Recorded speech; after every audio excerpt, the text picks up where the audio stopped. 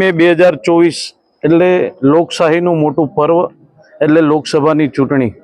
આજે સૌ દેશવાસીઓ પોતાના મતદાનનો અધિકાર મેળવી અને પોતાનો મતનો હક અને આ સરકાર ઉપર, આ દેશ ઉપર આવનારા સમયમાં પોતાનો હક અને અધિકાર મતના આધારે કરતા હોય। મત એટલે મહાદાન। ખાસ કરીને જ્યારે દેશમાં નરેન્દ્રભાઈના નેતૃત્વમાં સરકારે ખૂબ કરેલા કામો છે અને આ દેશની જનતાએ નક્કી કરી લીધું છે કે આ દેશમાં ફરી પાછી નરેન્દ્રભાઈ મોદીના નેતૃત્વમાં સરકાર બનવાની છે, ત્યારે ગુજરાતમાં પણ 26 બેઠક જીતવાના છે। 25 સીટ હવે બાકી છે, 1 સીટ અમે જીતી ગયા છે।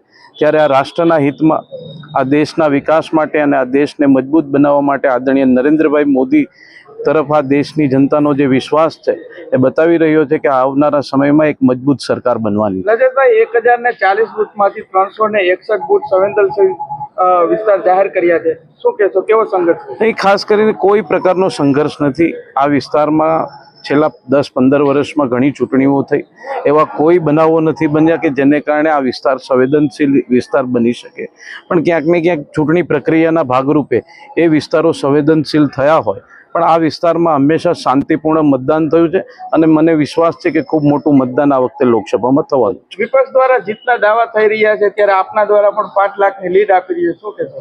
એ મારે વિપક્ષનું તો નથી કેવું, પણ અમે 5 લાખની લીડથી જીતવાના છે એનો મને વિશ્વાસ છે। મતદારોને શું અપીલ કરશો? અહીં ખાસ કરીને જ્યારે આ લોકસભાની ચૂંટણી હોય, આ દેશનું લોકશાહીનું સૌથી મોટું પર્વ હોય, ત્યારે લોકો એક ઉત્સાહ સાથે, એક ઉમંગ સાથે તહેવારની ઉજવણી કરતા હોય, એવી રીતે સૌ વધુમાં વધુ મતદાન કરે એવી વિનંતી કરું છું।